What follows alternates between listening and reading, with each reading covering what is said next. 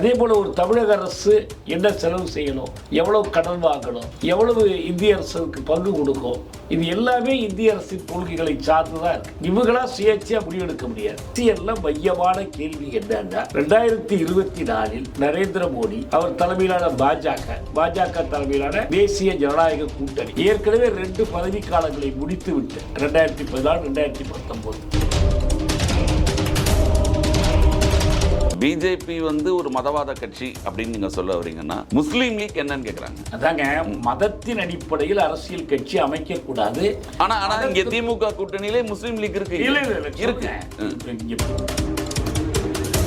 போன தேர்தல் அறிக்கை 91 இருந்து இந்த இத்தனை ஆண்டுகளா நாம கடைபிடித்திருக்கிற கொள்கை என்பது வேலை வாய்ப்பை சிதைக்கிற கொள்கை. காங்கிரஸ் தேர்தல் அறிக்கை சொல்லுங்க, 2 நீதிபதிகள் 3 நீதிபதிகள் 4 5 எவ்வளவு பேர் வழங்கினாலும் ஒருத்தர் டிராப்ட் முதல் வடிவு எழுதி கீழே அவர் கையெழுத்து போடுவார். இந்த தீர்ப்புல யாருமே கையெழுத்து போடாது. இது ஒரு மர்மமா இருந்துச்சு.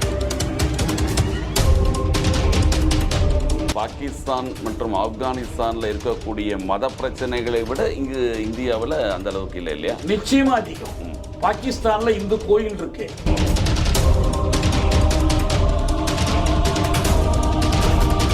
வணக்கம், இது TN24 டிஜிட்டலின் நேர்காணல் நிகழ்ச்சி. இந்த நிகழ்ச்சியில் கலந்து கொண்டதனுடைய கருத்துக்களை தெரிவிப்பதற்காக தமிழ் தேசிய விடுதலை இயக்கத்தினுடைய பொதுச் செயலாளர் தோழர் தியாகு அவர்களை சந்திக்கவிருக்கிறோம். வணக்கம். இப்போ தமிழக அரசியலை பொறுத்த வரைக்கும் 26வது ஆண்டு தேர்தலை நோக்கி இருக்கிறோம். இப்போ இதுல என்ன விஷயம் பாத்தீங்கன்னா, ஒரு 4.5 ஆண்டு கால திமுக ஆட்சி மேல மிகப்பெரிய விமர்சனங்கள், கடும் குற்றச்சாட்டுகள் எடுத்து வைக்கப்படுகின்றன. எதிர்கட்சிகளால் எதிர்த்து வைக்கப்பட்டாலுமே மக்கள் மத்தியிலுமே அதிருப்திகள் இருக்கு அப்படின்ற தகவல்கள் வருது. உங்களை போன்றவர்கள் நடுநிலைவாதிகள் இருந்தாலும் நீங்க இந்த திமுக அரசினுடைய தவறுகளை பல்வேறு இடங்களுக்கு சுட்டி காட்டினாலுமே தொடர்ந்து திராவிட இயக்கம் என்ற பெயர்ல திமுகவுக்கு ஆதரவாகவே இருக்கிறீங்க அப்படின்ற குற்றச்சாட்டுகள் இருக்கு. என்ன சொல்றீங்க? இப்ப திமுகவுக்கு ஆதரவாக இருக்கிறவா இல்லையாங்கிறத விட முதல் விஷயம் என்ன, நம்ம மக்களும் கட்சிகளும் நிலையில் வைத்துக் கொள்ளணும்னா தமிழ்நாடு இந்தியாவின் ஒரு பகுதியாக இருக்கிறது. தமிழ்நாட்டின் மீது உண்மையான இறைவை செலுத்துவது இந்தியா தான். தமிழக அரசுக்கு இறைவே இல்லை. இப்ப தமிழக அரசு தமிழக மக்கள் விரும்பினால் ஒன்றை செய்ய முடியும்னா நீட்டை ஒழிச்சிடலாம். தமிழ்நாட்டு மக்கள்ல பெரும்பாலானவர்கள் நீட்டை ஏற்றுக்கொள்ளல. ஒரு கட்சியை தவிர மற்ற எல்லா கட்சிகளும் எதிர்க்கின்றன. மக்கள் பெருமளவில் வாக்களிக்கிறாங்க. தமிழக சட்டப்பேரவையில் 2 முறை கடந்த ஆட்சியின் போதும் சரி, அதுக்கு பிறகு திமுக ஆட்சியின் போதும் 2 சட்ட முன்வடிவுகள் இயற்றி அனுப்பிட்டாங்க. ஆனால் அது இன்னும் சட்டமாகல. தொடர்ந்து நீட் என்பது தமிழகத்தை துயரப்படுத்தி கொண்டே இருக்கு. இப்ப என்ன அர்த்தம்? தமிழ்நாடு அரசும் தமிழ்நாடு மக்களும் தாங்கள் குடியாட்சி முறையில் இருந்து கொண்டு தங்கள் விருப்பத்தை நடைமுறைப்படுத்த முடியுமா என்றால் முடியாது. இதெல்லாம் நம்ம புரிந்து கொள்ளணும். அதே போல ஒரு தமிழக அரசு என்ன செலவு செய்யணும், எவ்வளவு கடன் வாங்கணும், எவ்வளவு இந்திய அரசுக்கு பங்கு கொடுக்கும், இது எல்லாமே இந்திய அரசின் கொள்கைகளை சார்ந்துதான் இருக்கு. இவங்களா சுயேட்சையா முடிவெடுக்க முடியாது. இப்போ தமிழ்நாட்டு முதலமைச்சர் ஏதோ தமிழ்நாட்டினுடைய இறைவை வாய்ந்த ஒரு ஆட்சியாளரை போலவோ, தமிழ்நாட்டு சட்டப்பேரவை தமிழ்நாட்டுடைய சுகதுக்கங்களை எல்லாம் தீர்மானிக்கக்கூடிய உரிமை படைத்த ஒரு அமைப்பு போலவோ நாம் கற்பனை செய்து கொண்டு பேசினா பாமர மக்கள் அப்படி நினைக்கலாம். அப்படி ஒன்றும் பெரிய ஆச்சரியமே இல்லை. நீங்க சொல்ல வருது, இப்போ திமுக அரசாங்கம் செய்யக்கூடிய தவறுகளுக்கு எல்லாமே நீங்க மத்திய அரசாங்கத்தையே குற்றம் சாட்டுறீங்க அப்படிங்கிறது தவறுகளுக்கு எல்லாமே இல்லை. தவறுகளே முக்கியமா எதுல இருக்குன்னா, இந்த மத்திய அரசின் கொள்கைகளுக்கு இவர்கள் உட்பட்டு போகிறார்கள் என்பதும், மத்திய அரசின் கொள்கைகளை உறுதியாக எதிர்த்து போராடவில்லை என்பதும் தவறுடைய சாரமே. இவங்க தனியா ஏதோ செஞ்சிடறாங்கன்னு இல்லை. ஒரு சில மாநில அரசாங்கம் சம்பந்தப்பட்ட பல்வேறு விஷயங்களையும் தவறுகள் நடக்குது. நீங்க மத்திய அரசாங்கத்தை சொல்ல வரல. அரசியல்ல மையமான கேள்வி என்னன்னா, 2024 நரேந்திர மோடி அவர் தலைமையிலான பாஜக தலைமையிலான தேசிய ஜனநாயக கூட்டணி ஏற்கனவே 2 பதவி காலங்களை முடித்து விட்டு 2014 2019 மீண்டும் ஆட்சிக்கு வர துடிக்கிறார். ஆட்சிக்கு வரத்துக்கு என்ன அளவுகோல், அவங்க என்ன நோக்கமா வைக்கிறாங்க? அப்கி பார் 200 பார்னு நாடாளுமன்றத்திலேயே பேசுறாரு நரேந்திர மோடி. அது கிடைச்சா 1000 ஆண்டுகளுக்கு மாற்ற முடியாத அமைப்பை ஏற்படுத்துவோன்னு சொல்றாரு. RSS 100 2025. எனவே அவர்கள் என்ன குறி வைக்கிறாங்கன்னா, இந்த இந்து ராஷ்டிரம் என்ற திட்டத்தை நடைமுறைப்படுத்துவதற்கு தான் இந்த ஆட்சியை எதிர்பார்க்கிறாங்க. ஏன் 400 இடம் கேட்கிறாங்க? விருப்பம் போல் இந்திய அரசமைப்பு சட்டத்தை திருத்தம். இல்லை, 2014 அதற்கு முன்பு இருந்தும் இந்த குற்றச்சாட்டை தொடர்ந்து சொல்லிட்டு வரீங்க. அவங்க எந்த இடத்துலயும் இந்து ராஷ்டிரம்னு சொல்லவே இல்லை அப்படின்னு சொல்றாங்க. எந்த இடத்துல சொல்லியிருக்காங்கன்னு பார்க்க போனா, அவங்க ஏதாவது தேர்தல் அறிக்கையிலையோ ஏதாவது ஒரு பேச்சிலையோ இது இந்து ராஷ்டிரம் அமைப்போம் அப்படின்னு பாரதிய ஜனதா கட்சி சொல்லியிருக்காங்களா? RSS சொல்லலாம், விஸ்வ இந்து பரிஷத் சொல்லலாம், அது வந்து துணை அமைப்புகளா இருக்கலாம். ஆனா ஆளக்கூடிய பிஜேபி எந்த இடத்துல சொல்லியிருக்கு? நான் சொல்றேன், தேர்தல் அறிக்கையில் சொல்வது எல்லாமே அவர்கள் உண்மையாக சொல்வதும் இல்லை, சொல்லாமல் விட்டது எல்லாமே அவங்க மனசுல இல்லைங்கிறது கிடையாது. இதான் நமக்கு அனுபவம். மிக கடைசியா நான் சொல்றேன், மோகன் பகவத் RSS தலைவர், அவர் என்ன சொல்றாரு, பாபர் மசூதி இருந்த இடத்தில் ராமர் கோயிலை கட்டி அந்த ராமர் கோயிலில் பிரதமரே நேரில் வந்து குடமுழுக்கு செய்து திறந்து வைத்தாரே, அதுதான் இந்தியாவின் விடுதலை நாள். சுதந்திர தினம் எது? 47 ஆகஸ்ட் 15 இல்ல, அல்ல இந்திய குடியரசு நாள் எல்லாம் இல்ல, எது ராமர் கோயிலை கட்டி திறந்த நாள் தான் விடுதலை நாள். இந்த கருத்தை பாஜக மறுக்கல, நாட்டின் பிரதமர் மறுக்கல, உள்துறை அமைச்சர் மறுக்கல. அவங்க RSS நடைமுறைகள் தான், அவங்களுடைய கொள்கைகளை தான் நடைமுறைப்படுத்தி கொண்டு இருக்கிறாங்க. அது எந்த மாற்றமும் இல்லை. அது எப்படி சொல்ல போனா, இங்க நீங்க திராவிட கழகத்தினுடைய நீட்சியாக வந்ததானே திமுக போல RSS இதுவா தான் பிஜேபியா இருக்கலாம் இல்லையா? இருக்கலாம் இல்ல, இதான யதார்த்தம். நீங்க 77 பொது தேர்தல்ல வெற்றி பெற்ற ஜனதா அரசாங்கம் எப்படி கவிழ்ந்தது?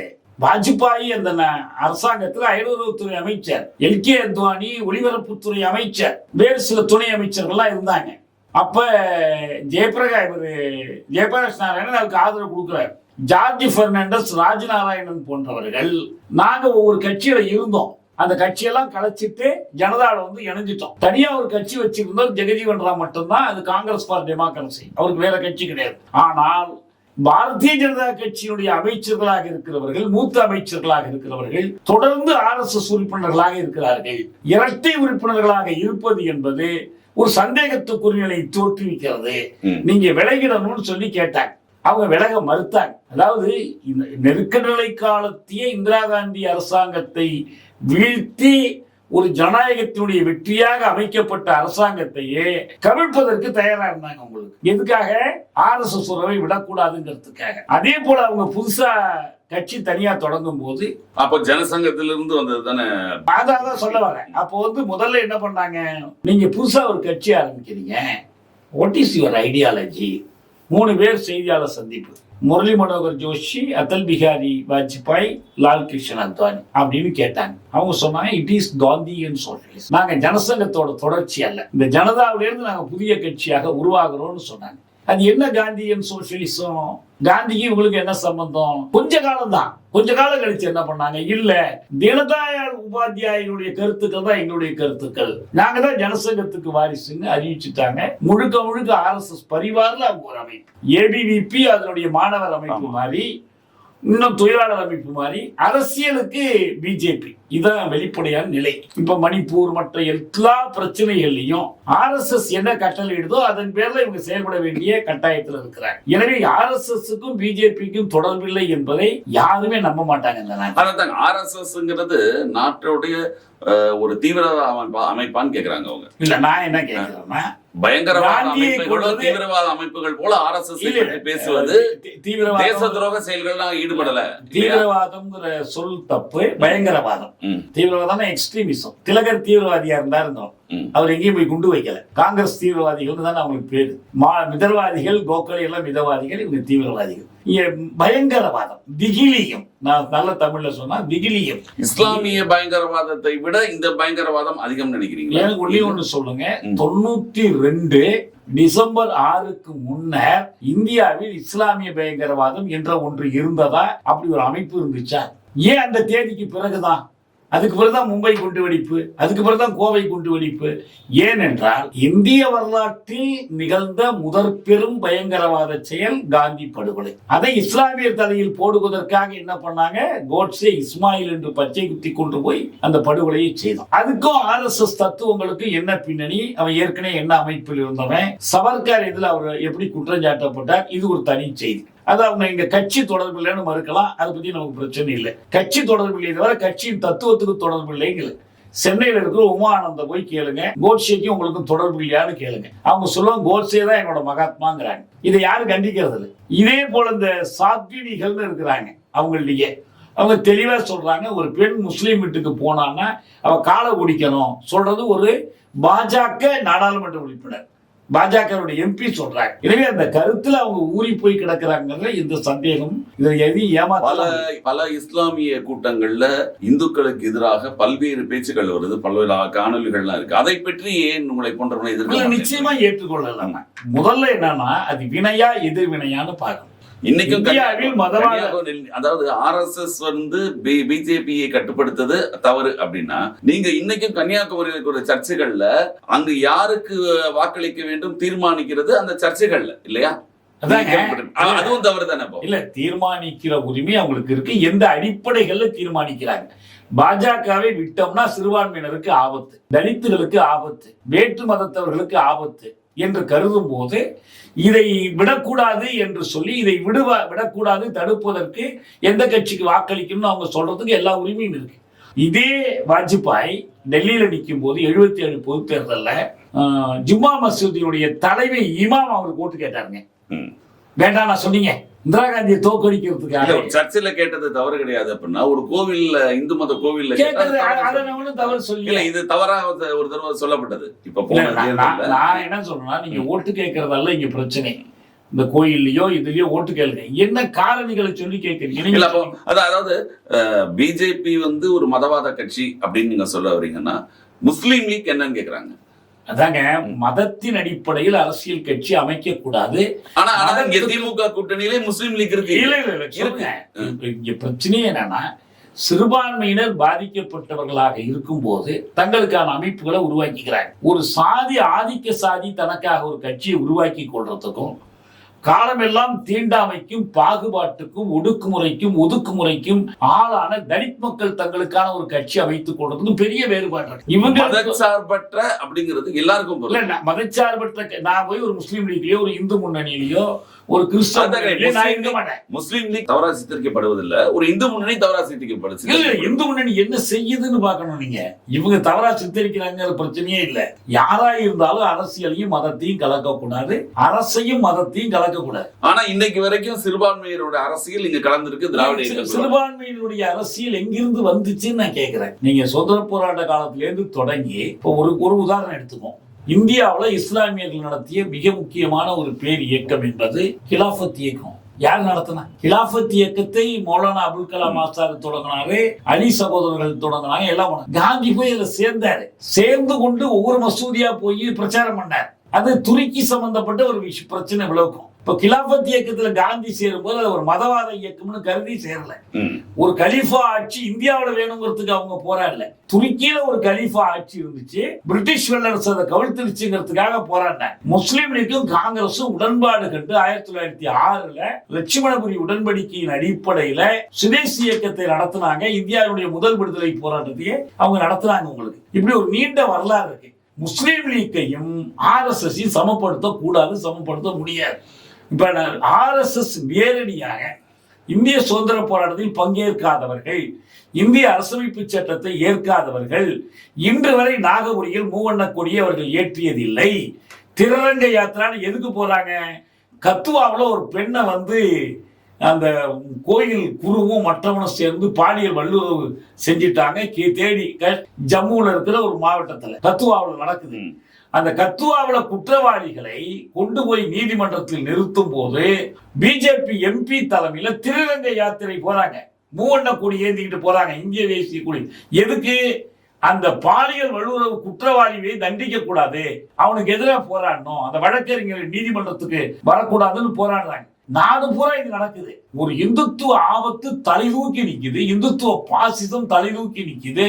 ஒரு மாட்டிறைச்சி வச்சிருந்தான்னு கொலை பண்றாங்க, இல்ல இது இந்த மாட்டிறைச்சி சம்பவத்துல பாரதிய ஜனதா கட்சியோட எந்த அகில இந்திய தலைமையாவது ஒரு தலைமை பதவியில் இருக்கிறவங்க மாட்டிறைச்சி சாப்பிடக்கூடாதுன்னு நாங்க சொல்லவே இல்லை அப்படின்னு தான் அவங்க சொல்றாங்க. அந்த கொலையில ஜெயிலுக்கு போனவனை வரவேற்கிறது, வாசல் நின்று வரவேற்கிறது யாரு? பில்கிஸ் பானு குற்றவாளிகளை விடுதலை செய்தது யாரு? அவர்களை வரவேற்கிறது யாரு? அவங்களுக்கு மரியாதை செலுத்துறது யாரு? இந்த மாட்டிறைச்சி கொலையில ஊப்பியில விடுதலை ஆகிறவர்களை பெயில் எடுத்து வரவேற்பு கொடுக்கிறது பிஜேபி நாடாளுமன்ற சட்டமன்ற உறுப்பினர்கள் செய்யறாங்க. நீங்க இவ்வளவு சொல்லியும் வட மாநிலங்கள் அவங்க செல்வாக்கா இருக்கிறதுக்கு காரணம், வட மாநிலத்துல அங்க இருக்கக்கூடிய பெரும்பான்மை சமூகம் நிறைய பாதிக்கப்பட்டிருக்கு.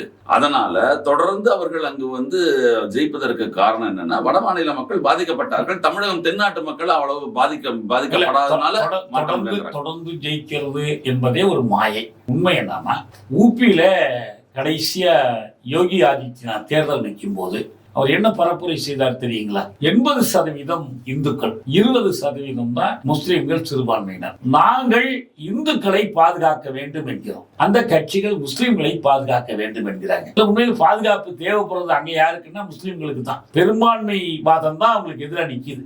இதை சொல்லி இதுக்குதான் போலரைசேஷன், பொலிட்டிக்கல் போலரிசம் இதான்.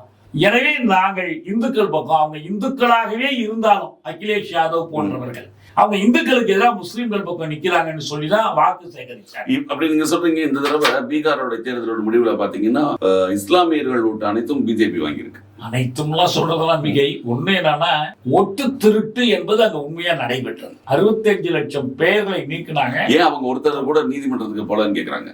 65 லட்சம் இப்ப நான் நீக்க, இப்ப என்னுடைய வாக்கு எனக்கு இல்ல அப்படின்னா நான் அதை எதிர்த்து போராடுவேன். இனியும் நடக்கும். யாருமே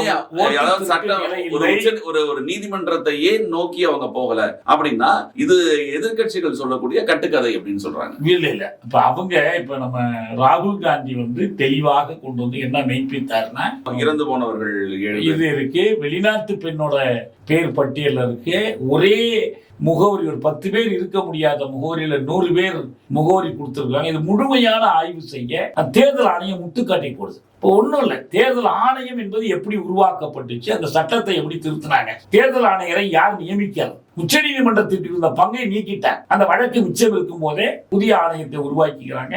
பிரதமரும் உள்துறை அமைச்சரும் தான் அதுல மெஜாரிட்டி அந்த குழுவில். அவங்க யாரை வேணாலும், இந்த ஞானேஸ்வர் என்பவர் குஜராத்திலையும் மற்ற இடங்கள்லையும் அமித்ஷா கீழே வேலை பார்த்தவர். இதுக்கு நம்ம வேற யாரும் சாட்சி வேணாம். ஏற்கனவே தேர்தல் ஆணையராக இருந்த குரேஷி வெளிப்படையா சொல்றார், இது மோசடி செய்யறாங்க என்பதை வெளிப்படையா சொல்றாரு. முதல்ல எல்லாம் ஒரு சந்தேகம் தெரிவிச்சுட்டு இருந்தாரு. இப்ப இந்த பீகாருக்கெல்லாம் பிறகு அவர் வெளிப்படையா சொல்றாரு. மகாராஷ்டிராவில் நாடாளுமன்ற தேர்தலில் ஒரு முடிவு வருது, அடுத்து இன்னொரு தேர்தலில் இன்னொரு முடிவு வருது. அது பொதுவாக நாடாளுமன்ற தேர்தலுடைய மக்கள் மனநிலை வேறவா இருக்கும், சட்டமன்ற தேர்தலுக்கு வேறவா இல்லை. அதே இஷ்யூஸ் நீங்க நாடாளுமன்ற தேர்தலில் ஊழலை ஒரு பிரச்சனையாக்குறாங்க. ஊழலில் ஈடுபட்டதாக யாரை குற்றம் சாட்டுறாங்களோ அவர்களை இவங்க கூட்டணியில சேர்த்து கொண்டு நிக்கிறாங்க. அதை சொல்லி பிரிக்கிறாங்க தேசியவாத காங்கிரஸ். நீங்க அந்த செய்தி பார்த்திருக்கணும்.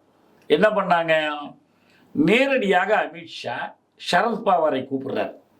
அவரை உட்கார வச்சு அவருக்கு உறவினரான அஜித் பவார் இருக்கிறார். அவர் என்ன சொல்றாரு, அந்த சந்திப்பு நடக்கிற இடம் எது தெரியுமா, அதானி வீடு, அதானி முன்னிலையில பேச்சு நடத்துது. இவங்க மேல பூரா இடி வழக்கு இருக்குங்க, இவங்க மேல பூரா ஊழல் வழக்கு இருக்கு. இதுல இருந்தெல்லாம் அவங்களை காப்பாற்றணும், அவங்க ஜெயிலுக்கு போகக்கூடாதுன்னா நீங்க விலகி பிஜேபிக்கு வந்துருங்க, இது தனியா பிரிஞ்சிருங்க. தேசிய காங்கிரஸ், தேசியவாத காங்கிரஸை பிரிக்கணும்னு நிபந்தனை போடுறாங்க. அவங்க என்ன, சிறுபான்மையை தங்கள் பக்கம் வச்சுக்கிட்டு பெரும்பான்மையை நீங்க விலகி போங்கன்னாங்க. அஜித் பவார் மீது குற்றஞ்சாட்டி தான் பாஜக அதுக்கு முன்னால வாக்கு பெறுது. இப்ப அஜித் பவார் துணையோட பெறுது. இன்னொருத்தர் அந்த அசோக்னு சொல்லி அந்த இதுல ஊழல் பண்ணவர், கார்கில் தியாகிகளுக்கு வீடு கட்டி கொடுக்கல ஊழல் பண்ணவர், அவர் மேல குற்றஞ்சாட்டி தான் காங்கிரஸை தனிமைப்படுத்துறாங்க. அப்புறம் அவரை இவங்களோட சேர்த்துக்கிறாங்க. எந்த அறமும் நியாயமும் இல்லாமல் அவங்க சந்தர்ப்பவாத கூட்டணிகளை உருவாக்கி எதிர்கட்சிகளை பிளந்து தேர்தல் ஆணையம், இடி, சிபிஐ, வருமான வரித்துறை இது எல்லாத்தோடையும் தனி வைத்துக் கொண்டுதான் அவர்கள் தேர்தல் வெற்றிகளை சாதிக்கிறாங்க. இல்ல இவிஎம் மிஷின்ல இருந்து நீங்க இது இத்தனை குற்றச்சாட்டுகளும் சொல்லியும் அவர்கள் இதை செஞ்சிருந்தாங்க அப்படின்னா நீங்க தமிழ்நாட்டில் ஜெயிச்சிருக்கலாமே. தமிழ்நாட்டுல அதற்கான கருவிகள் அரசியல் கட்டமைப்பு அவங்களுக்கு இல்ல. இப்ப இதே SIRல பீகார்ல செய்த அளவுக்கு இங்க செய்ய முடியுமானா செய்ய முடியாது. காரணம் என்ன? கீழ்மட்டத்துல ஒவ்வொரு சாவடியா போய் தெரு தெருவா போய் இந்த வேலையை செய்வதற்கான ஆட்கள் அவங்கள்ட்ட கிடையாது. அரசு ஊழியர்கள் அவங்கள்ட்ட கிடையாது. இப்ப எல்லா இடத்துலயும் ஊடுருவாங்க. தமிழக அரசுலயே அதிமுகவோட அவங்க கூட்டணி வச்சிருக்காங்க. அதிமுகவுக்கு அனைத்து பிஜேபி RSS செய்யற அதே வேலையை அதிமுக செஞ்சு கொடுக்காது. ஏன்னா அவங்களுக்குள்ள ஓட்டு இந்த பிரச்சனை இருக்கு. நாளைக்கு இந்த கூட்டணி நிலைக்க போதா இல்லையாங்கெல்லாம் பிரச்சனை இருக்கு. மொத்தத்தில் பாஜக என்பது RSS உடைய இந்து ராஷ்டிர கொள்கையை நடைமுறைப்படுத்துகிற ஒரு கருவி. நீங்க அப்படி சொல்றீங்களே, ஒரு 20 வருடங்களுக்கு முன்னால இங்க பிஜேபி அப்படின்னு நம்ம பெருசா கேள்விப்பட்டிருக்க மாட்டோம். அதோட தலைவராக இருந்தார், கிருபாநிதி இருந்தாரு, லட்சுமணன் இருந்தாரு, எல்லாம் நம்ம ஒரு சும்மா ஒரு தடவை பார்த்துருப்போம். ஆனா இன்னைக்கு இருக்கக்கூடிய நிலை பிஜேபி இங்க வளர்ந்துருச்சு. ஏன்னா இங்க ஒரு மாநில தலைவருடைய நியமனத்திற்கு காலையில இருந்து சாயந்தரம் வரைக்கும் உங்களுக்கு நேரலை அத்தனை ஊடகங்களையும் வருதுன்னா முக்கியத்துவம் பெற்ற கட்சி ஆயிடுச்சுன்றது. இப்ப இதுக்கு முன்னாலேயே கேரளாவில் இதை விட அதிக முக்கியத்துவம் பெற்றுட்டாங்க. அதை பத்தி பரவாயில்ல. RSS பல கொலைகளை செய்தே கேரளாவில் பிரபலம் ஆயிடுச்சு. அதை எதிர்த்து நிக்க வேண்டியிருந்துச்சு அங்க. ஆனா என்ன அதுக்கு முக்கியமான காரணம்னு சொன்னா, காங்கிரஸ் கட்சியின் மீதான எதிர்ப்பு, அந்த நெகட்டிவ் சப்போர்ட் யாருக்கு போயிடுதுன்னா அவங்களுக்கு போகுது. அவங்களுடைய இடத்துல காங்கிரஸுக்கு எதிர்ப்புல கம்யூனிஸ்ட் கட்சி அந்த இடத்தை பெற முடியல, இடதுசாரி இயக்கங்கள் பெற முடியல, திராவிட இயக்கம் அந்த இடத்தை எடுக்க முடியல. அப்ப யார் இதுக்கு நேர் எதிர் என்று மக்களுடைய கருத்தில் நிக்கிறாங்கன்னா பிஜேபி நிக்குது. இதான் இங்க முக்கியமான காரணம். காங்கிரஸ் படுதோல்வி அடைஞ்சிருச்சு. காங்கிரஸ் போன தேர்தல் அறிக்கை 91 இருந்து இந்த இத்தனை ஆண்டுகளா நாம் கடைபிடித்து இருக்கிற கொள்கை என்பது வேலை வாய்ப்பை சிதைக்கிற கொள்கை. காங்கிரஸ் தேர்தல் அறிக்கை சொல்லுது இது வேலை வாய்ப்பை நோக்கிய கொள்கையா இல்ல. இந்த வளர்ச்சி என்பது வேலை வாய்ப்பை உருவாக்குகிற மாதிரி ஏழை எளிய மக்கள் நன்மை பெறுகிற கொள்கையா இல்லை. இது ராகுல் காந்தியை பேசுறாரு மேடையில. இந்த கொள்கைக்கு எதிர்த்து உண்மையிலேயே இன்னொரு கொள்கை உள்ள ஒருத்தர் எடுக்கல. ஆனா நாங்க எதுக்குறோம், உறுதியா இருக்கிறோம். அவர் என்ன சொன்னார்? 2014 ஆண்டுக்கு 2 கோடி வேலை வாய்ப்புகளை நாங்க உருவாக்குறோம்னு சொன்னார். ஊழலை ஒழிக்கிறோம்னு சொன்னார். கருப்பு பணத்தை கைப்பற்றி உங்க பேங்க் அக்கௌண்ட்ல கொண்டு வந்து பணம் போடுறோம்னு சொன்னார். எல்லா உறுதிமொழிகளும் கொடுத்தாங்க. எல்லாம் எதை காட்டுது அவங்களுக்கு? நடைமுறையில மக்களுக்கு காங்கிரஸ்னாலதான் இவ்வளவு, எனவே காங்கிரஸ் முக்த் இந்தியா இதுக்கு ஆதரவா இருக்கு. இந்த அடிப்படையில் அவங்க வளர்றாங்க. வளர்றது என்பது அதான் நீங்க சொல்ற வட மாநிலத்துல வளர்ச்சிங்கிறது வேற, தமிழகத்துல அவங்க வளர்ந்துட்டாங்கன்றத நம்ம ஒத்துக்கணும் இல்லையா? ஒரு கட்சி வளருது என்பதே அது சரி என்று ஆகாது. ஒரு கட்சி வளரல என்பதே, வளரவில்லை என்பதே தப்பானதுன்னு அர்த்தம் கிடையாது. ஒன்று கீரை போட்ட உடனே முளைக்கும், வேகமா முளைக்கும். பனை விதை போட்ட உடனே முளைக்காது. இதுக்கு ஆண்டு கணக்கிலாக, அதுக்கு வார கணக்கில் கூட ஆகாது. அதனால தேர்தல் கால அரசியல் இந்த வளர்ச்சி அப்படிங்கறதான பார்க்கப்படும். அதாங்க பார்க்கப்படுங்க. நம்ம அதை ஆதரிக்க முடியாது, சரின்னு சொல்ல முடியாது. அதுதான் உங்க பார்வையில நீங்க ஆதரிக்க முடியாது, எதிரா இருக்கீங்க. ஆனா மக்கள் பார்வையில கொஞ்சம் கொஞ்சமா வளர்ச்சிங்கிறது என் பார்வையில தான் நான் சொல்ல முடியும். அதான் சொல்றேன். மக்கள் பார்வை தவறா இருந்தா மக்களே நீங்கள் பார்ப்பது தவறு என்று நான் சொல்லணுமே தவிர, மக்கள் என்ன பார்க்கிறாங்களோ அதை என் பார்வையா ஏற்றுக்கொண்டு நான் வாழ்வடித்துக் கொண்டே போக முடியாது. நான் தலையாக இருக்க முயற்சி பண்ணணும். என் பின்னால் அவங்க வரலன்னா வர்ற வரைக்கும் நான் காத்து இருக்கணும், தொடர்ந்து உழைக்கணும். நீங்க கேட்ட ஒரு கேள்விக்கு மட்டும் நான் பதில் சொல்றேன். RSS எப்படி திமுக மாதிரி, ஆனா RSS எப்படி பிஜேபி ஒன்னும் RSS வேலை திட்டத்தை செய்யலங்கிறீங்க. RSS இந்து ராஷ்டிர வேலை திட்டம் என்பது 3 கூறுகளை கொண்டது. 1 ராமர் கோயில், 2 பொது சிவில் சட்டம், 3 காஷ்மீர்ல 370 நீக்குவது. இந்த 3 திசையிலும் வேலை செய்வதற்கு என்ன வேணும்? நாடாளுமன்றத்தில் பெரும்பான்மை வேணும், ஆட்சி அதிகாரம் வேணும். RSS தேர்தலில் போட்டி போட போறதுல, ஆட்சி அதிகாரத்துக்கு வர போறதுல, இந்த 3 வேலையும் யார் RSSக்காக செஞ்சு கொடுக்கறது? பிஜேபி தவிர வேற யாரும் இல்லை. இதை பூரா அவங்க தான் செய்யறாங்க. நேரம் பார்த்து, சந்தர்ப்பம் பார்த்து, காய் நகர்த்தி, எதிரியோட கூட சமயத்துல உறவு வச்சுக்கிறது, நண்பனை கூட வெட்டி விடுறது, எல்லா சூழ்ச்சிகளும் எதிர்த்து கெடுத்தல், அடுத்து கெடுத்தல், சூழ்ச்சி செய்து கெடுத்தல், கொலை செய்தல், சதித்திட்டம், இது எல்லாமே பிஜேபி செய்து. யாருக்காக செய்து? RSSக்காக செய்து. அப்படி இல்லைன்னா பயங்கரவாதம் பற்றி பேசுறவங்க 92 டிசம்பர் 6ஆம் தேதி நடந்த அந்த பயங்கரவாத செயலுக்காக யார் சிறையில் இருக்கிறார்? யார் ஒரு நாளாவது சிறையில் இருந்தார்? உச்ச நீதிமன்றம் தீர்ப்பு கொடுத்துச்சுல்ல, இந்த இடத்துல நீங்களே குழந்தை ராமர் வழக்கு போட்டிருக்கிறாரு, அவருக்கு அந்த இடத்த கொடுத்துருங்க என்று கையெழுத்தில்லாத தீர்ப்பு கொடுத்தாங்க 5 நீதிபதிகள். அதே தீர்ப்புலயே பாபர் மசூதி எடுத்தது ஒரு கொடிய குற்றச் செயல். அதற்கு சட்ட நடவடிக்கை எடுக்கணும்னு கொடுத்தாங்களா இல்லையா? என்ன நடவடிக்கை எடுத்திருக்கிறீங்க? எந்த காலத்துல எடுத்திருக்கிறீங்க? ஒண்ணுமே கிடையாதுங்க. அப்ப என்ன நீங்க பயங்கரவாதம் பற்றி பேச உங்களுக்கு என்ன தகுதி இருக்கு? இப்ப இது குறித்து ஆத்திரம் அடைகிறவன் தன்னுடைய ஒரு நினைவு சின்னத்தை இடித்து விட்டார்கள் என்பது மட்டுமல்ல, ஒரு பழைய நினைவு சின்னத்தை இடித்ததன் மூலமாக இந்திய நாட்டின் பல பகுதிகளில் ஆயிரம் கல்லறைகளை எழுப்ப செய்த கொடிய குற்றவாளிகள் RSS பாஜக தலைவர்கள். இதுக்கு எதுவுமே இல்லையே. பாபர் மசூதி இடிக்கப்பட்டது தவறு அப்படின்னா, அதற்கு முன்பாக ராமர் கோவிலை இடித்துத்தான் நாங்க பாபர் மசூதி கட்டப்பட்டது அவங்க வாதிட்டு இல்லைங்க. அதுக்கு ஆதாரம் இல்லை என்பதுதான் உச்சநீதிமன்ற தீர்ப்பே. இந்த 5 நீதிபதிகள் தீர்ப்பே என்ன சொல்லியிருக்காங்கன்னா, ASIன்னு ஆர்கியாலஜிக்கல் சர்வே ஆஃப் இந்தியாவை விட்டு இதை ஆராய்ச்சி பண்ண சொல்றாங்க. இந்த ஆர்கியாலஜிக்கல் சர்வே ஆஃப் இந்தியாவை பிஜேபி அரசு எப்படி எல்லாம் பயன்படுத்துகிறது வேற நிறைய சான்றுகள் உண்டு. அந்த மதுரா டெம்பிளுக்காக, ஞான்வாபிக்காக, எதுக்கோ பயன்படும். இந்த குறிப்பிட்ட இடத்தை பொறுத்த வரைக்கும் அவங்க என்ன சொன்னாங்கன்னா, தோண்டி பார்த்ததுல அந்த இடத்தில் ஒரு ராமர் கோயில் இருந்தது என்பதற்கான சான்றுகள் இல்லை. ஆனா அங்க ஒரு கட்டடங்கள் இருக்கு. கட்டடங்கள் எல்லா இடத்துலயும் இங்க தோண்டி பார்த்தீங்கன்னா கீழே புத்தர் கோயில் இருக்கும். திருச்சியில மலைக்கோட்டை கீழே தோண்டி பாத்தீங்கன்னா சமணப்பள்ளி இருந்ததுக்கான சான்று கிடைக்கும். நான் கேட்கறது என்னன்னா, 47 ஆகஸ்ட் 15க்கு பிறகு 1950 ஜனவரி 26க்கு பிறகு ஏற்கனவே இருக்கிற வழிபாட்டு தலங்கள் ஏதாவது இடிக்கப்பட்டுமானால் அதற்கு ஈடு செய்ய வேண்டிய கடமை இந்திய அரசுக்கு உண்டு. இதுதான் வழிபாட்டு தலங்கள் பாதுகாப்பு சட்டம்னே ஒரு சட்டமே இருக்குதுங்க. அந்த சட்டத்திலேயே என்ன பண்றாங்க, சர்ச்சைக்குரிய இந்த ஒரு இடத்துக்கு தான் விலக்கு கொடுக்குறாங்க. நீதிமன்றத்துல தெளிவா வந்துருச்சு. அந்த ASIனுடைய அறிக்கை வந்துருச்சு. இந்த தீர்ப்புலையும் எழுதியிருக்கிறாங்க. என்ன சொன்னாங்க கடைசியா? அத்வானி சொன்னாரு, எங்களுக்கு அது நம்பிக்கை, புனிதமான நம்பிக்கை. இவர் கேட்டாரு, VP சிங் கேட்டார், உங்க நம்பிக்கை வேறு எவருடைய நம்பிக்கைக்கு முரணாக இல்லை என்றால் அதை நிறைவேற்றியல தப்பு கிடையாது. ஆனா இன்னொரு நம்பிக்கை இருக்கு. இதுதான் பாபர் மசூதி, இது பாபர் கட்டிய மசூதி, எந்த கோயிலையும் இடித்து கட்டப்பட்டது அல்ல. அதற்கான வரலாற்று சான்று இருக்கா? நமக்கே தெரியும், முகலாயர் அயோத்திக்குள்ளேயே ராமர் பிறந்த இடம் இதுதான் என்று இந்த இடத்திற்கு போட்டியாக சொல்லுவதற்கு இன்னும் 50 இடம் இருக்கு. இல்ல, அதாவது நமக்கே தெரியும், முகலாயர் படையெடுப்புல பல்வேறு வட இந்தியால பல்வேறு இந்து கோயிலும் இடிக்கப்பட்டன நமக்கு தெரியும். சோமநாதர் ஆலயத்திலிருந்து பல இது இடிக்கப்பட்டன. அப்போ இடிக்கப்பட்டிருக்கும் போது அதே காலகட்டங்கள்ல இந்த ராமர் கோயில் இடிக்கப்பட்டிருக்கு. எந்த சான்று இல்லையே, நீதிமன்றத்தில் நிரூபிக்கப்படலையே. இதுக்கு முன்னால மாவட்ட நீதிமன்றம் கொடுத்த தீர்ப்புலயே என்ன சொன்னாங்க, இந்த இடமே இருக்கட்டும், ஆளுக்கு ஒண்ணா பிரிச்சுக்கிட்டு போங்க, அந்த வக்ஃப் போர்டு கொஞ்சம் கொடுக்குறோம், இதுக்கு ஒண்ணு கொடுக்குறோம், இன்னொரு அறக்கட்டளை கொண்டு கொடுக்கிறோம். இதுவரை எந்த நீதிமன்றத்திலும் நீங்க இருந்த ஆதாரம் தான் கொடுங்க. நான் உச்சநீதிமன்ற தீர்ப்பு வச்சிருக்கிறேன். அதுலயே தெளிவா சொல்றாங்க, இந்த இடத்தில் தான் ராமர் கோயில் இருந்தது, அது இடிக்கப்பட்டு 2 இது நிரூபிக்கணும். நீங்க ஒண்ணு, அது ராமர் பிறந்த இடம் என்று நிரூபிக்கணும். அது அறிவியலுக்கு ஒவ்வாத ஒரு மத நம்பிக்கை, அதுக்கு மேல ஒண்ணும் இல்ல.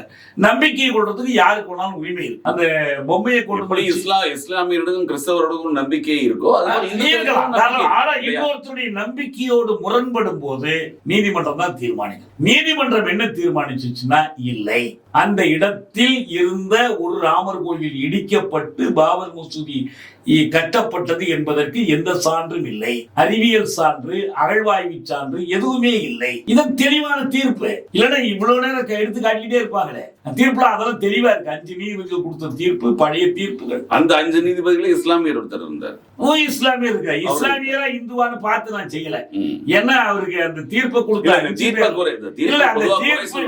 தீர்ப்பை கொடுத்தவர்கள்ல ஒருவர் தலைமை நீதிபதியாக இருந்த சந்திரசூட். அவர் என்ன சொன்னாரு, கடைசி காலத்துல சொல்றாரு, நான் ஏதாவது ஒரு சிக்கல் என்ன தீர்ப்பு எழுதுறதுன்னு குழப்பம் வந்துச்சுன்னா கடவுள்கிட்ட கேட்பேன், எனக்கு கடவுள் சொன்னார் இந்த தீர்ப்பு எழுத சொல்லி. ஏன்னா முக்கியமான ஒரு சிக்கல், எந்த ஒரு உச்ச நீதிமன்ற தீர்ப்பையும் 2 நீதிபதிகள், 3 நீதிபதிகள், 4, 5 எவ்வளவு பேர் வழங்கினாலும் ஒருத்தர் டிராஃப்ட் முதல் வடிவு எழுதி கீழே அவர் கையெழுத்து போடுவார். இந்த தீர்ப்புல யாருமே கையெழுத்து போடாது. இது ஒரு மர்மமா இருந்துச்சு. நம்ம தோழர் சந்துரு, இங்க நம்ம முன்னாள் உயர் நீதிமன்ற நீதிபதியா இருந்தவர், அவர் சொன்னாரு, நாங்கள் நிறைய நீதிமன்ற தீர்ப்புகளை படிக்கும் போது இந்த நீதிபதியினுடைய எழுத்து நடை, மொழி நடை என்பதை வைத்து இது யார் எழுதியிருப்பார்னு எங்களால் சொல்ல முடியும். அதனால எனக்கு என்ன தெரியுதுன்னா, இதை சந்திரசூட் எழுதிய தீர்ப்பு என்று இதெல்லாம் செய்தி வரதுக்கு முன்னால. ஆனா கடைசி காலத்துல தான் அவர் என்ன சொல்றாருன்னா, நான் கடவுள்கிட்ட கேட்டேன், கடவுள் ஆணைப்படி இந்த தீர்ப்பை எழுதினேன். தீர்ப்பினுடைய சாரமே என்ன? இப்படி அவர்கள் நம்புகிறார்கள். இந்த நம்பிக்கையை மதித்து நாம் அவங்கள்ட்ட கொடுத்துட வேண்டியதுதான். இதான் சொன்னாங்க. நான் ஒரு தொலைக்காட்சியில் அன்னைக்கு செய்தி வரும்போது கேட்டாங்க. நான் சொன்னேன், நீதிபதிகள் 2வது கரசேவை நடத்தி இருக்கிறார்கள் என்று சொன்னேன். அது அவ்வளவு மோசமான தீர்ப்பு. வேற ஒரு இடத்தை ஒதுக்கி கொடுத்து அங்க அவங்க மசூதி கட்டிக்கிட்டோம். அந்த மக்கள் வக்ஃபு போர்டு சொன்னிச்சு, எல்லா மதத்தவரும் பயன்படுத்தக்கூடிய ஒரு மருத்துவமனையை நாங்க கட்ட போறோமே தவிர மசூதி எல்லாம் கட்ட போறதில்லைன்னு சொன்னாங்க. இதை விட இந்த நீதிபதிகளுக்கும் இந்த அரசுக்கும் இருந்த செருப்படி வேற ஒன்றும் இருக்க முடியாது. ஆனா இவங்க ஒரு மத திட்டம், இந்த திட்டம் ஒரு கோயில் கட்டி வழிபடுற திட்டமே இல்லை. இது உண்மையில நாட்டை இந்துத்துவ மயமாக்குவதற்கு, இந்து ராஷ்டிரம் அறிவிப்பதற்கு இஸ்லாமியரை தூண்டிவிட்டு அவர்களை வன்முறையில் ஈடுபட வைத்து அவர்களை ஒடுக்கி தள்ளுவதற்கான ஒரு முயற்சி. இது எப்படி ரோஹிங்கியாக்கள் படுகொலை பர்மாவில் நடந்துச்சோ அதுபோல விரட்டி அடிக்கிற ஒரு முயற்சி தான் இது. இது ஒண்ணு மட்டும் இல்லையா, அடுத்து சிஏ. அதாவது பாகிஸ்தான் மற்றும் ஆப்கானிஸ்தான்ல இருக்கக்கூடிய மத பிரச்சனைகளை விட இங்கு இந்தியாவில் அந்த அளவுக்கு இல்லை இல்லையா? நிச்சயமா அதிகம். பாகிஸ்தான்ல இந்து கோயில் இருக்கு. இப்ப கூட ஒரு இடம் இல்ல கோயில் இருக்குன்னு இல்ல. நான் என்ன சொல்றேன்னா, அங்கிருந்து இந்துக்கள் தரப்பில் இருந்து நாங்கள் ஒடுக்கப்படுறோம், நாங்கள் பாகுபாடு நடத்தப்படுறோம் என்ற புகார் இங்கிருந்து இஸ்லாமியர் சொல்லக்கூடிய அளவுக்கு எந்த புகாரும் வர்றதில்லை. இல்ல பாகிஸ்தான்ல இருக்கக்கூடிய இஸ்லாமியருக்கும் இங்கு வாழக்கூடிய இஸ்லாமியருக்கும் நான் என்ன கேட்கிறேன், பாகிஸ்தான் அரசு, பாகிஸ்தான் என்றாலே லேண்ட் ஆஃப் காட்னு பொருள். அது இறை அரசு. அவங்க வெளிப்படையாக அறிவிச்சிருக்கிறாங்க இஸ்லாமிய அரசுன்னு சொல்லி. உருது மொழியை ஆட்சி மொழியா வச்சிருக்கிறாங்க, சமயம் சார்ந்த மொழின்னு. நம்ம இது செக்குலர் கவர்மெண்ட் நீங்க எழுதி வச்சுக்கிட்டு, அரசமைப்பு சட்டத்தில் எழுதி வச்சுக்கிட்டு, உங்களுக்கு கேட்கிற கேள்விக்கு இஸ்லாமிய அரசு எப்படி நடக்குது, ஆப்கானிஸ்தான்ல எப்படி நடக்குது, வங்கதேசத்துல எப்படி நடக்குது கேட்கல, என்ன அர்த்தம் இருக்கு? இல்ல அங்க இருக்கக்கூடிய இஸ்லாமியர்களை விட இங்க இருக்கக்கூடிய இஸ்லாமியர்கள் பாதுகாப்பா இருக்காங்க. என்ன பாதுகாப்பா இருக்காங்க? நீங்க ராஜேந்திர சச்சார் அறிக்கை எடுத்து படிங்க, இஸ்லாமியர்களுடைய வாழ்நிலை பற்றி அறிக்கை. நீங்க இம்ப்ரெஷன், மனசுல ஏற்படுற தோற்றங்களை வைத்துக் கொண்டு முடிவு பண்ண கூடாது. என்ன சொல்றாரு அவரு? வேலை வாய்ப்பு, கல்வி இவற்றில் தலித் மக்களை விட மிக மோசமான நிலையில் இங்க இருக்கிற இஸ்லாமியர்கள் இருக்கிறார்கள் என்பதுதான் இஸ்லாமியர் அல்லாத மதிப்புக்குரிய நீதிபதிகள் அளித்திருக்கிற தீர்ப்பு. உங்களுக்கு அதை நடைமுறைப்படுத்த மறுக்கிறாங்க. இப்ப போய் என்ன பேசினாரு நரேந்திர மோடி போன தேர்தல்ல? சொத்துக்களை எல்லாம் புடுங்கி இஸ்லாமியர்கிட்ட கொடுக்க போறாங்க. அவங்க ஒவ்வொருத்தரும் சத்பாவனா யாத்திரான்னு போனார் குஜராத்ல. ஒவ்வொருத்தரும் 5 குழந்தைங்க பெற்றுக்குவாங்க. அவங்க மக்கள் தொகையை பெருக்கிறதுக்கு தான் முகாம் அமைச்சு கொடுக்க சொல்றீங்களான்னு கேட்டாரு. ஒரு நாட்டோட பிரதமர் கேட்கிற கேள்வி இது. உங்க இதெல்லாம் பிடிக்கிடுவாங்க, உங்க தாலியை கூட பறிச்சு கொடுத்துருவாங்க. ஆந்திராவில் போய் என்ன சொன்னார்? சந்திரபாபு நாயுடு உறுதி கொடுத்திருந்தார், இஸ்லாமியர்களுக்கு இடஒதுக்கீடு கொடுக்குறோம்னு. இடஒதுக்கீடு கொடுக்க மாட்டோம்னு சொல்லி விரும்பி ஓட்டு கேட்டார் உங்களுக்கு. அதனால வேண்டி வெளிப்படையாகவே சிறுபான்மை மக்கள் ஏன் இந்த வெறுப்பு, அதை மட்டும் நான் சொல்றேன். சவுதி அரேபியாவுக்கு போறார், சவுதி இளவரசரை கட்டி தழுவுறார். துபாய்க்கு போறார், அங்க இருக்கிற ராஜாவெல்லாம் கட்டி தழுகிறார். அவங்களோட இவருக்கு ஒரு விரோதம் இல்லை. ஆனால் இந்திய நாட்டினுடைய இஸ்லாமியர்கள் மேல இவங்களுக்கு ஏன் விரோதம் தெரியுமா? அம்பேத்கர் சொன்னார், இவர்கள் நேற்று வரைக்கும் தலித்துகளா இருந்தவங்க, தீண்டப்படாத மக்களாக இருந்தவர்கள், தங்களுடைய மானத்தை காத்து கொள்வதற்காக, சுயமரியாதைக்காக மதம் மாறியவர்கள். எனவே தலித்துகள் மீது இருக்கக்கூடிய உயர் சாதியினர், பார்ப்பன பணியாக்களுக்கு இருக்கிற வெறுப்பைத்தான் இஸ்லாமியர்கள் மீது இவங்க காட்டுறாங்க. இது அம்பேத்கர் கொடுத்த விளக்கம். அதுதான் இன்று வரைக்கும் உண்மை. மிக்க நன்றி. சமகால அரசியல் மற்றும் தமிழக அரசியல் மற்றும் தேசிய அரசியலை பற்றி எங்களுடன் விளக்கி கூறியிருக்க நன்றி. நிகழ்ச்சியில் கலந்து கொண்டு தங்கள் மேலான கருத்துக்களை தெரிவித்ததற்கு நன்றி. நன்றி.